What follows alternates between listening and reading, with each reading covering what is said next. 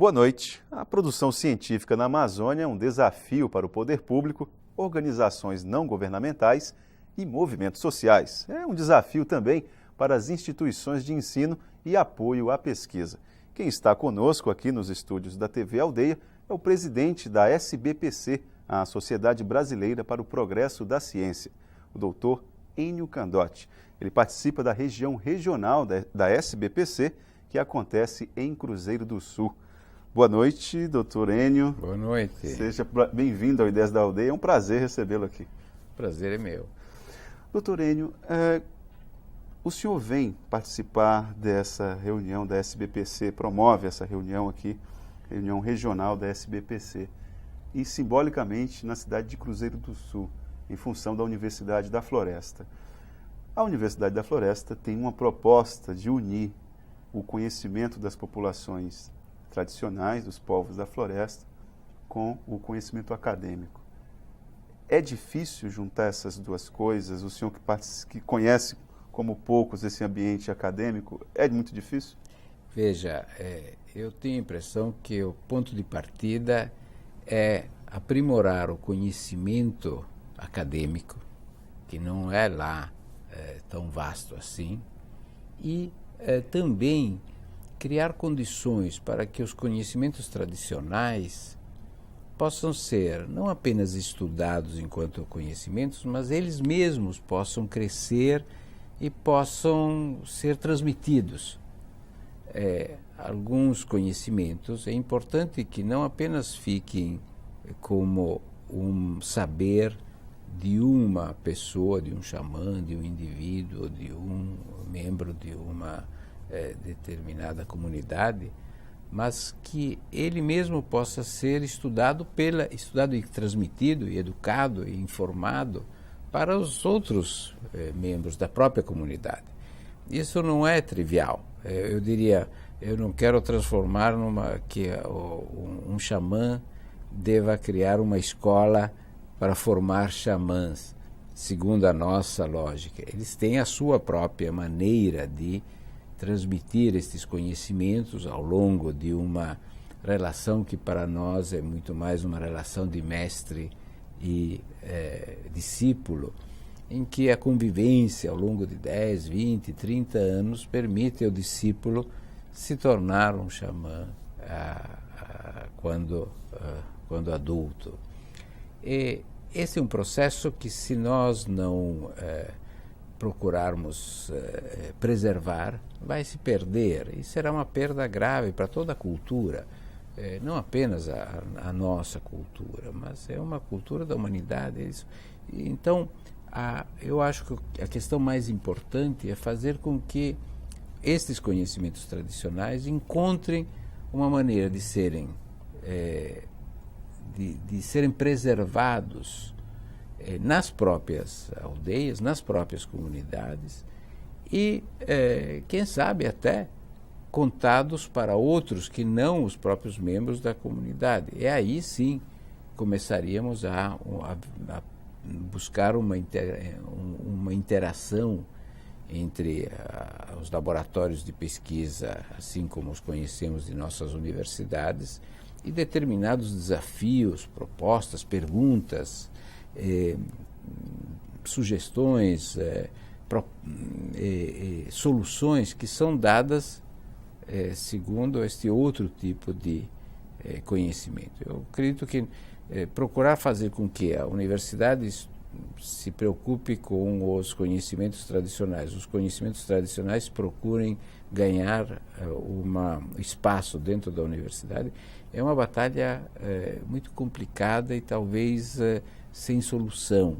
O que se precisa fazer é estudar esses conhecimentos e estudar em paralelo os conhecimentos acadêmicos, às vezes sobre os mesmos produtos. Professor, hoje os conhecimentos acadêmicos cartesianos que nós temos nas nossas universidades, eles um dia já foram das populações tradicionais, entre aspas? Não, eu diria que não, porque o conhecimento acadêmico tem três componentes, essencialmente.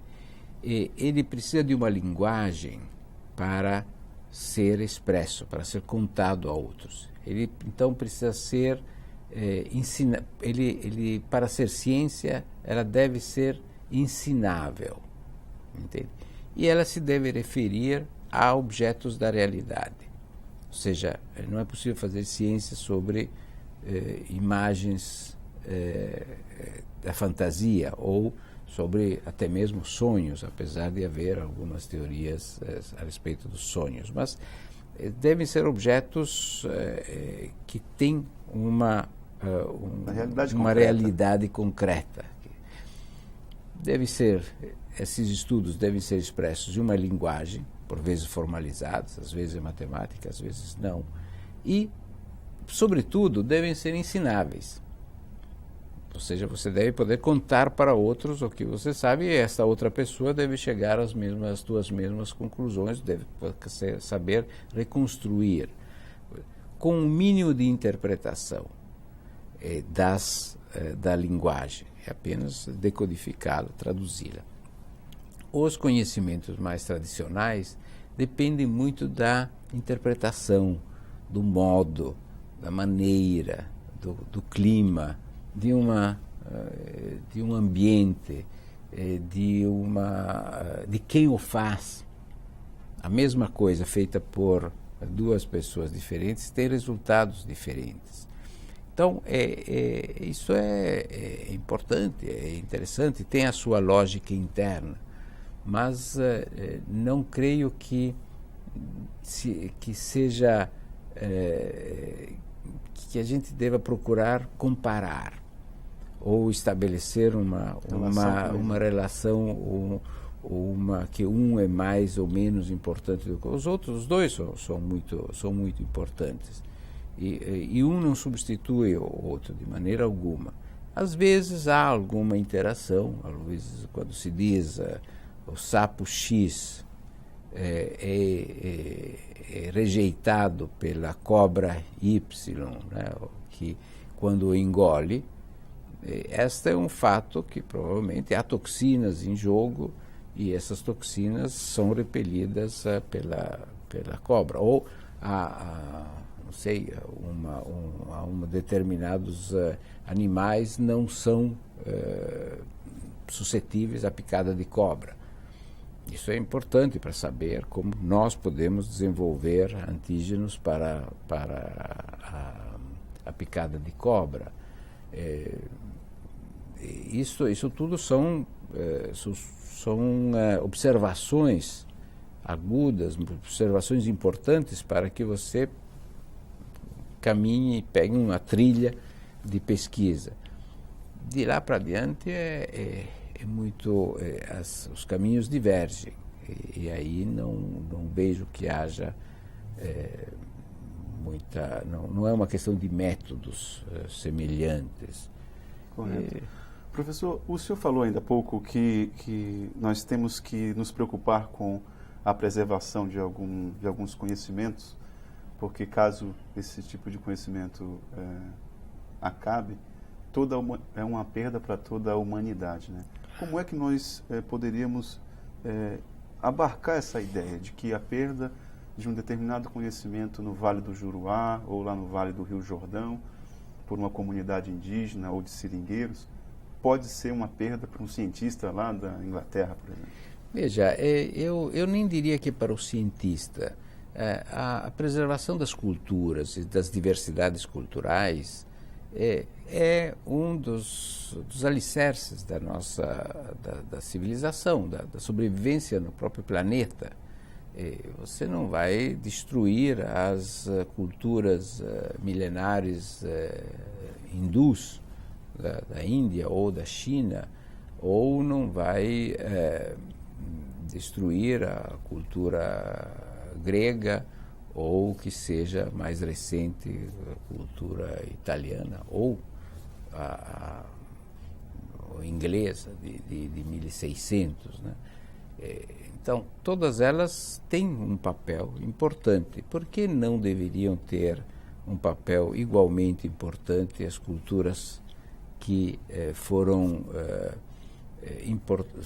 essenciais para que estes povos vivessem, sobrevivessem em ambientes muito diferentes daqueles metropolitanos e que a ciência moderna está acostumada a considerar. São ambientes diferentes. Como é que eles conseguiram sobreviver nesses ambientes? Tem uma sua cultura, tem os seus modos de se relacionar com a floresta, com os animais.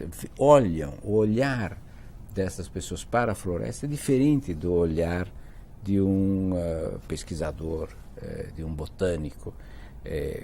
E esse olhar é muito importante, porque pode sinalizar coisas que não são percebidas pelo botânico. E a Academia Brasileira tem, nos últimos anos, nos últimos 20, 30 anos, tem sabido observar esse olhar, a necessidade, pelo menos, de se olhar diferente? Veja, há um crescente interesse. Os antropólogos têm nos alertado há muitos e muitos anos sobre esta rica diversidade.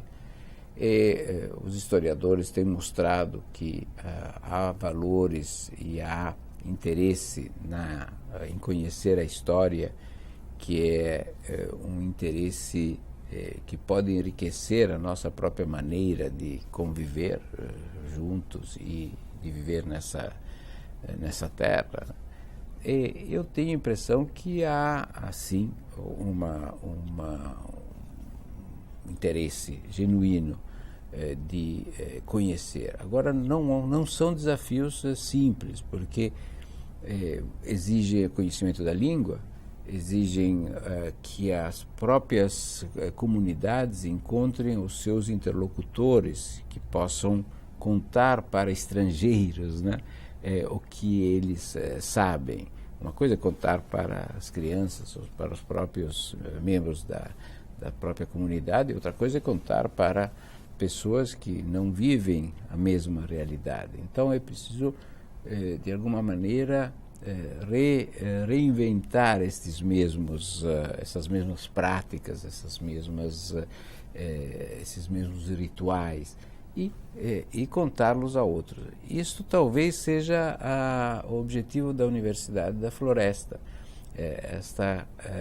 Essa disposição, a criação de laboratórios que, ao mesmo tempo que podem ser laboratórios de fronteiras em ciências químicas ou físicas ou bioquímicas, sejam também oficinas, laboratórios de estudo, conservação, reprodução, que se permita aos próprios membros de comunidades indígenas, por exemplo, que detêm conhecimentos, que cultivem esses conhecimentos, que os preservem, que não se deixe...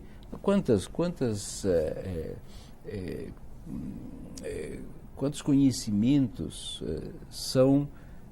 estão relacionados com pessoas? Com o desaparecimento dessas pessoas, esses próprios conhecimentos, se não forem preservados de alguma forma, podem desaparecer. Quantas pessoas habilidosíssimas em aldeias conhecem todas as árvores, todas as plantas, e são reconhecidos pelos seus próprios domínio, no seu próprio domínio, como espertos, como pessoas, não, Folhas é com ele, sabe tudo disso. E, de fato, são pessoas de uma cultura local. Se eles desaparecerem, desaparece tudo. Então vamos tentar registrar. Como é que vai se registrar esses conhecimentos? Ninguém sabe como fazer isso. E não será o botânico tradicional que vai ser o melhor interlocutor. Precisamos criar laboratórios, institutos duradouros que por os próximos 100 anos se preocupem com isso. Professor, nós vamos fazer um breve intervalo e voltamos no segundo bloco a falar a respeito de produção científica, sobretudo aqui na região amazônica. O Ideias da Aldeia volta em instantes.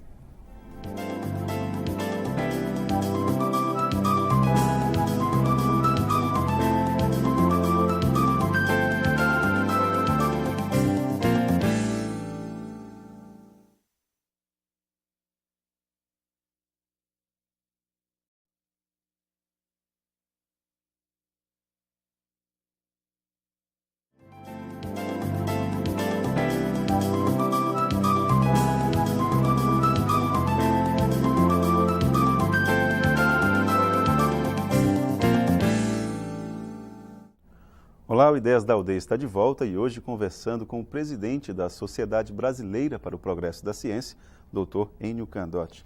Doutor Ennio, como é que está, pelo menos nesses últimos 4 anos, a política de descentralização da produção científica no Brasil? Veja,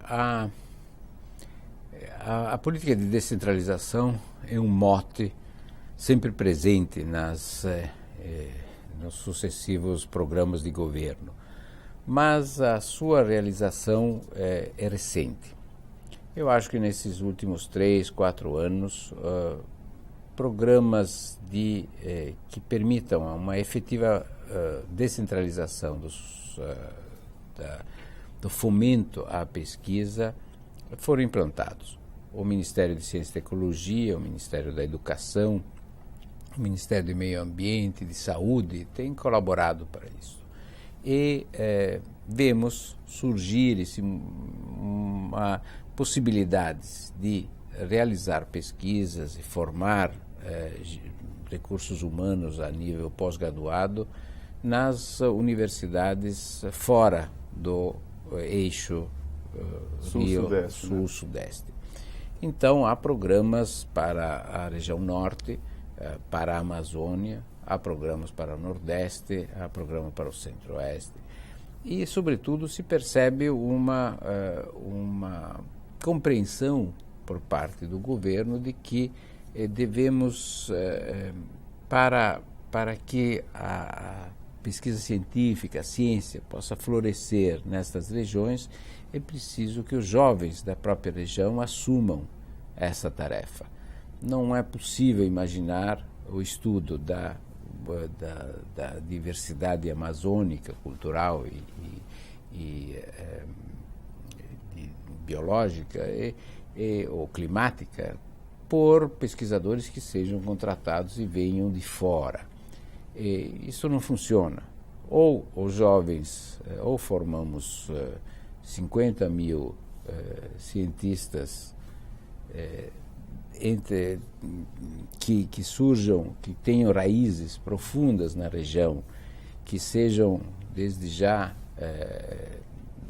formados a partir dos milhares de jovens que buscam o ensino superior, ou nós não teremos sucesso. Todas as experiências de imigração na região, imigração científica, claro, elas são fundamentais. É importante que venham mestres e mestres com grande experiência, que possam se deslocar para cá e possam formar gente. Mas precisamos deles, sim.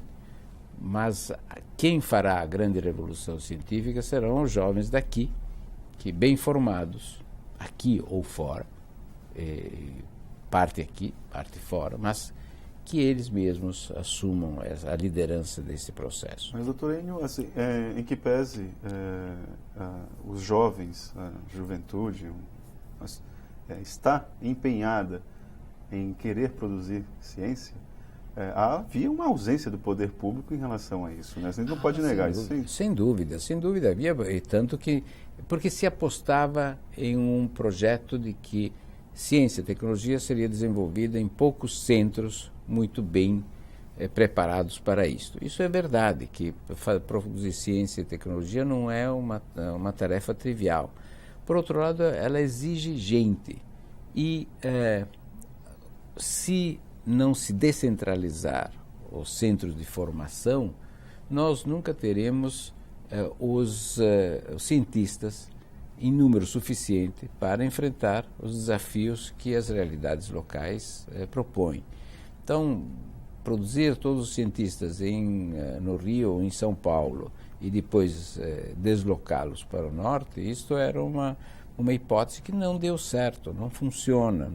Primeiro porque não há nem cientistas para as próprias necessidades de Rio e São Paulo. Segundo, aqueles que sobram, os outros, nem sempre foram formados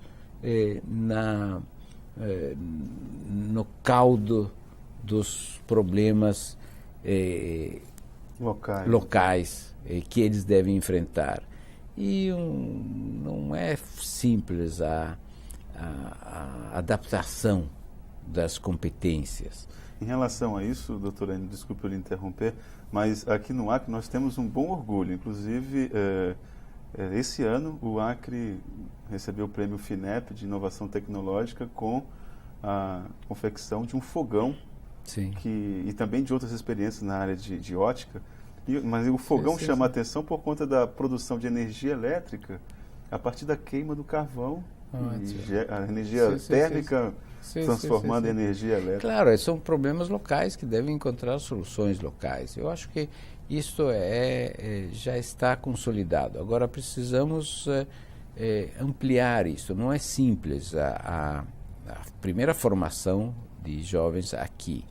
Então, vamos precisar de ajuda, de muita ajuda, inclusive de pessoas que venham de fora, mas com o objetivo de formar, a meu ver, de formar esses jovens aqui e, eventualmente, passar algum tempo fora, se for necessário. Mas esta é uma novidade que está se consolidando. Recursos, eu ousaria até dizer que são o menor problema. O problema maior é o que queremos fazer, em que direção caminhar, concentrar ao máximo as nossas forças para resolver os problemas um de cada vez e não todos ao mesmo tempo, senão não conseguimos. Não será uma viagem simples, mas acho que já estamos viajando, não há retorno possível.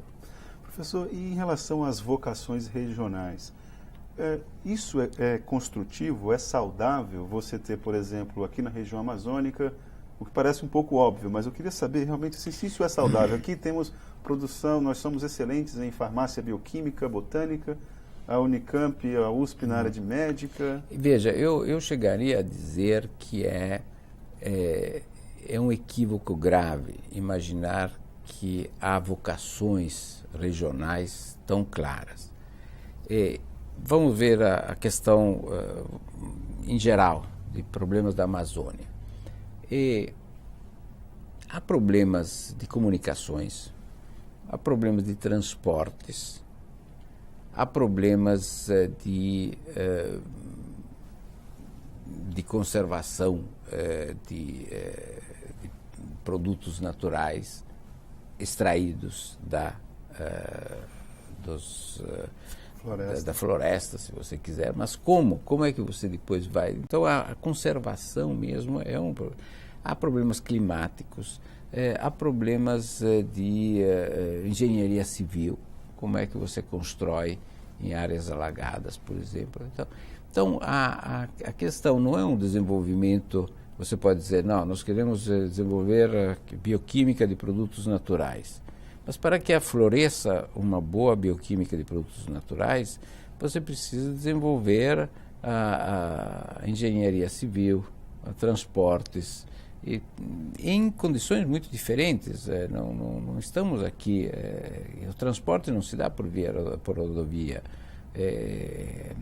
Então é preciso encontrar as soluções adequadas a um desenvolvimento integrado dessas regiões, um desenvolvimento que deve respeitar a história local, as comunidades existentes, as suas tensões, as suas preferências, o seu modo de ter resolvido esses mesmos problemas. Porque transportes há, as pessoas se movem e vão daqui para lá. A gente não pode desconhecer, pode dizer, não, mas uma canoa não serve para transportar mais do que 6 pessoas. Tudo bem, então como é que será uma canoa para transportar 500 pessoas? Mas são problemas concretos. Então eu acho que eu evitaria uma especialização precoce. E diria, precisamos aqui de soluções adequadas aos desafios que são postos à engenharia, à química, à saúde, por exemplo. Imagina, você vai dizer, não, nós vamos aqui nos preocupar só com malária. Não é isto. Nós temos toxinas, temos problemas de inúmeras doenças que surgem, que nunca foram estudadas por ninguém. E isso não se estuda se nós formos muito monomaníacos ou mono-orientados em uma só dimensão. Sem dúvida.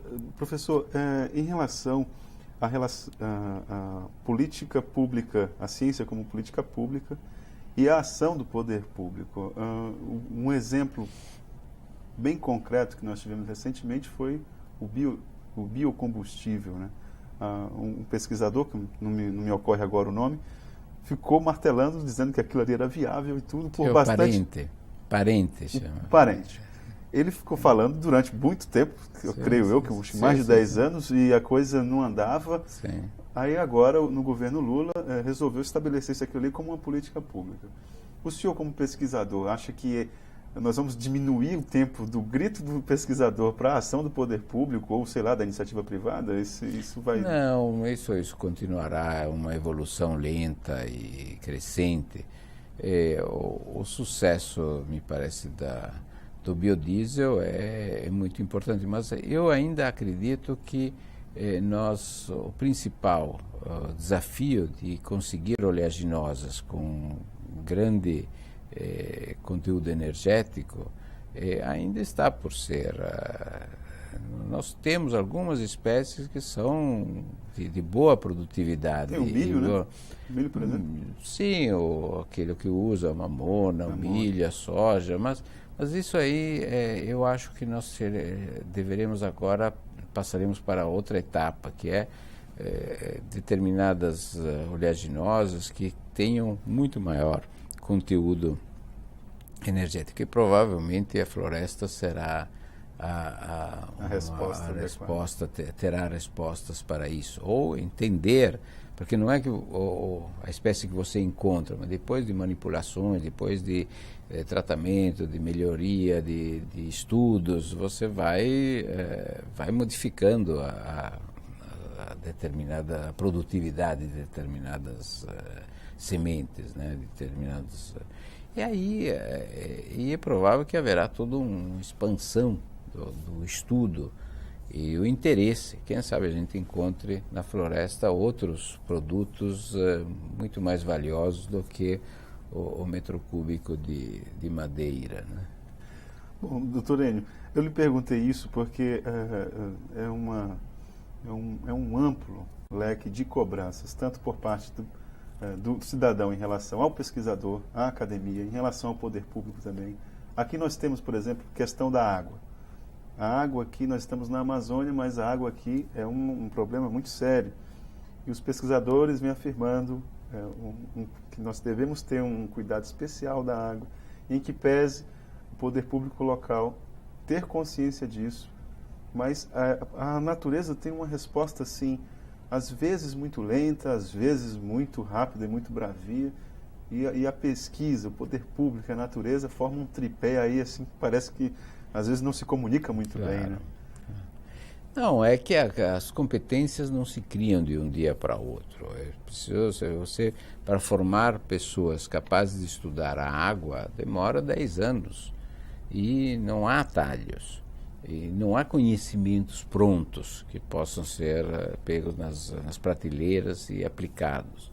É preciso formar grupos de estudiosos das questões, como, por exemplo, a água, que é um dos grandes desafios das próximas décadas. Talvez um dia ainda teremos que o barril de água vale tanto quanto o barril de petróleo hoje.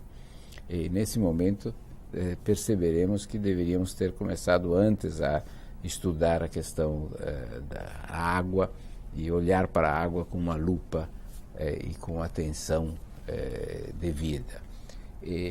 Mas é isso, precisamos ter institutos da água, grupos de trabalho, 10, 15, 20, 50 jovens que comecem a se formar na sua pós-graduação em questões da água como mineral, da água como fluido de transporte, da água como como vetor da água, dos micro-organismos que se encontram na água. Enfim, ela tem um tema interdisciplinar de grande valor. Professor Enio, eu gostaria muito de agradecer a sua presença aqui no Ideias da Aldeia, parabenizar pelo trabalho e pela realização desse encontro lá em Cruzeiro do Sul, que para nós acrianos assim, nos orgulha assim, e traz um símbolo muito forte na relação da presença da SBPC aqui no Acre. Veja, esse será o primeiro de uma série. Eu espero que esse é apenas um encontro exploratório, possamos realizar já em março, abril, outros encontros destes, e um dos objetivos da minha viagem também é implantar uma regional, uma secretaria da SBPC, um núcleo da SBPC estável, capaz de estar em permanente sintonia, em permanente contato com a diretoria da SBPC e representar o Acre em todas as nossas discussões. Ok, mais uma vez, obrigado. Bom, e esse foi o nosso programa de hoje. A você que nos acompanhou em uma das 22 cidades do Acre, obrigado e até o próximo encontro.